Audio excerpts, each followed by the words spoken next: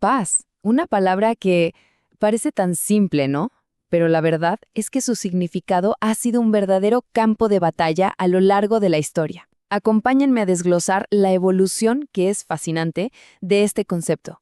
Vamos a ver cómo pasó de ser algo muy básico como la simple ausencia de guerra a una idea mucho, mucho más profunda y compleja. Entonces arranquemos por lo fundamental. ¿Qué es la paz? Y bueno, la respuesta, como vamos a ir descubriendo, no es para nada sencilla. De hecho, ha cambiado de una manera drástica con el tiempo. Miren, para que se entienda bien este cambio, comparemos.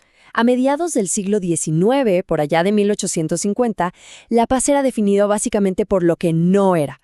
Era tal cual una tregua de la guerra, un estado de no hostilidad.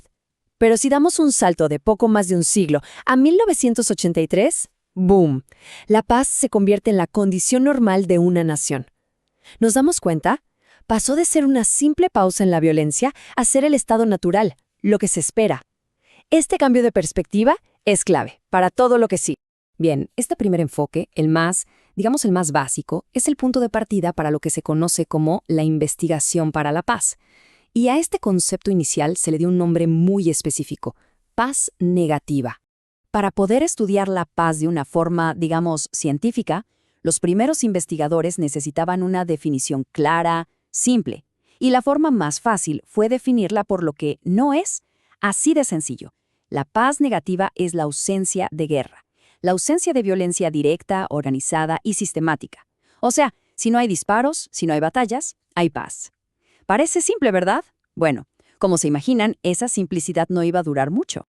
De hecho, hay una frase del economista estadounidense Kenneth Boulding, que fue una figura clave en esto, que lo resume perfectamente.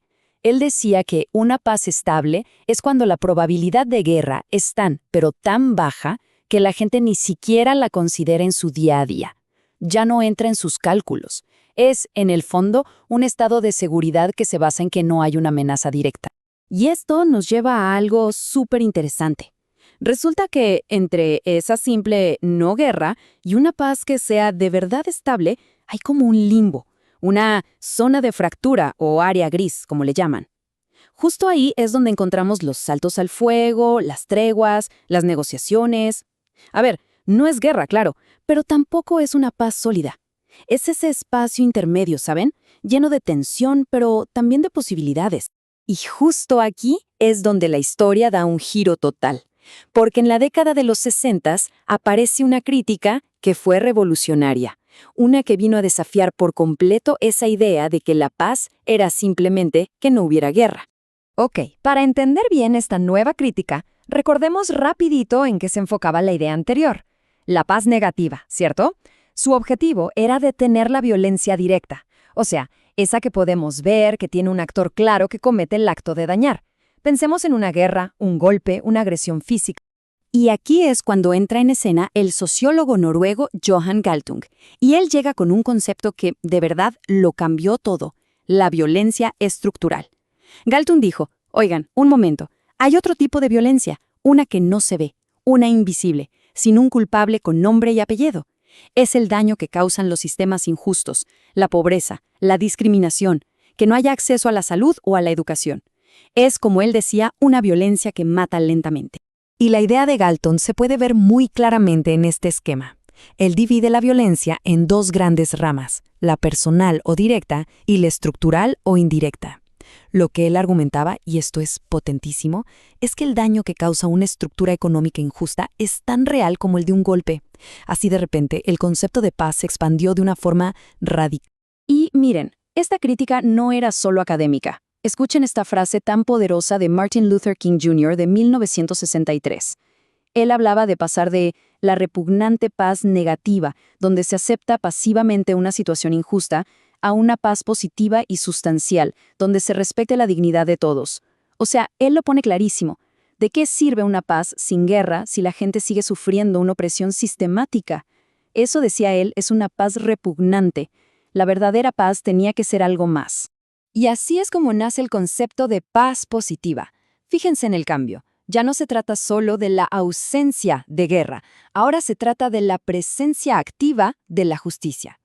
La paz positiva es eso, erradicar la violencia estructural, construir sociedades donde de verdad haya cooperación, igualdad y un respeto profundo por los derechos humanos.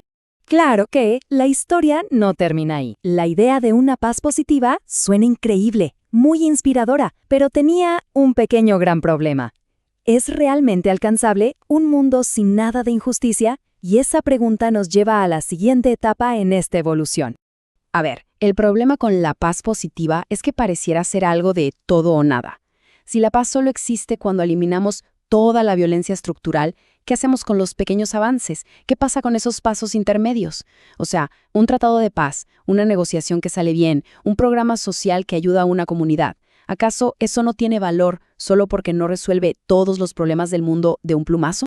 Bueno, para resolver esta disyuntiva, el investigador español Francisco Muñoz propuso un concepto que me parece genial: la paz imperfecta.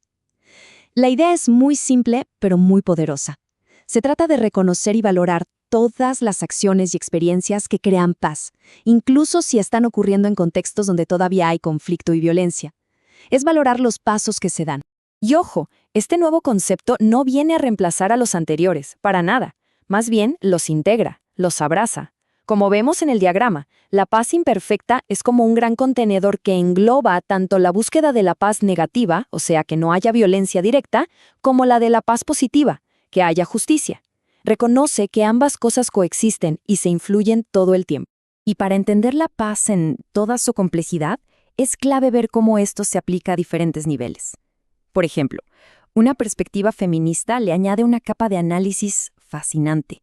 Nos muestra que estos conceptos no son solo para las grandes guerras entre naciones. No, la lucha por la paz negativa también es la lucha contra la violencia doméstica, por ejemplo. Y la lucha por la paz positiva es combatir las desigualdades dentro del hogar. Conecta lo más pequeño, lo micro, con lo más grande, lo macro. Es brillante. Entonces, después de todo este recorrido, ¿a dónde llegamos? ¿Qué podemos decir que hemos aprendido sobre la paz y cómo la entendemos hoy en día? Quizás la lección más importante de todas es esta: la paz no es un destino, no es un lugar al que se llega y ya está.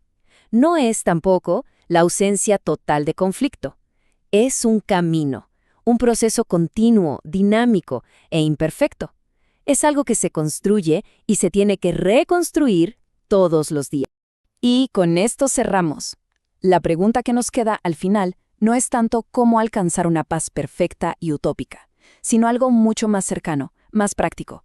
¿Qué acciones, ya sean grandes o pequeñas, podemos emprender cada día para manejar los conflictos sin violencia?